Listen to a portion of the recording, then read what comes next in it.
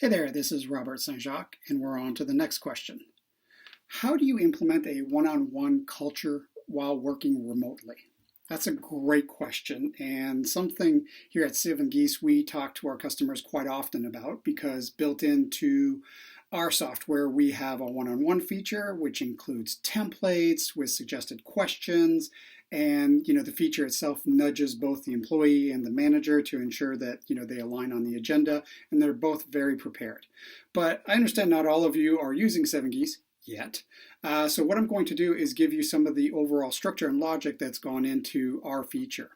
So the first piece that you need to think about is consistency. This is very important now, right? Because the employee can't see you anymore, right? So you're not visibly present to them.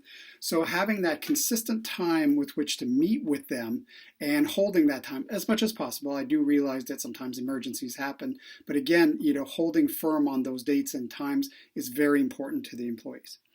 The next piece is to communicate the cadence of these meetings, right? So for example, we, at Seven Geese, you can set up one-on-ones, say the first 3 weeks of the month, you're going to be talking tactics and strategy and projects and so on and so forth. And the fourth week of the month, you're going to talk about that employee's development, right? And each of those has a different template to fill out.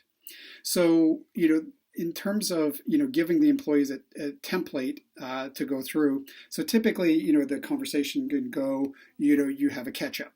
Again, this is very important now, right? So find out what's going on in their lives, what support you can give them. Maybe the company has resources, employee assistance plan, and so on.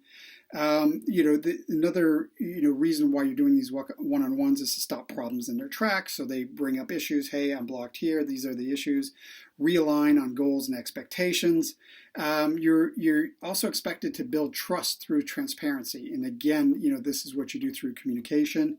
And basically, you want to ensure that all the employees feel valued. And so these communications, and in terms of the structure of the meeting itself, help lay the foundation. The other thing you should do is let the employee drive, right? So you've got your agenda for that meeting. You said, okay, these are the issues I want to talk about. Ask them to pre-populate a little bit of some topics, bullet points really quickly underneath each agenda piece. Now, once the employees have done that, it's your role as manager to ensure that you prepare for like this was an important meeting, because it is. Okay, it is an important meeting. You are meeting with your employees. They've put in the time and effort to give you a heads up in terms of some of the issues they want to talk about. It then behooves you to take that information, prepare for some of your answers, and so that you both show up at the meeting having given thought to the items on the agenda and what you'd like to talk about and what you'd like to accomplish. So in terms of building out the one-on-one culture remotely, it's very similar to doing it live, except two differences. Focus on the consistency aspect. It's okay if a person could see you running around and sees that you're busy. If you start canceling and postponing meetings, again, that sends the wrong message in these times. And the other piece too is the initial part of each agenda is giving the employee the opportunity to let you know how they're feeling. Okay, this is definitely a time where you should invest a little bit more of your time and your empathy and your EQ to seeing how your employees feel, and if necessary, provide resources to help them.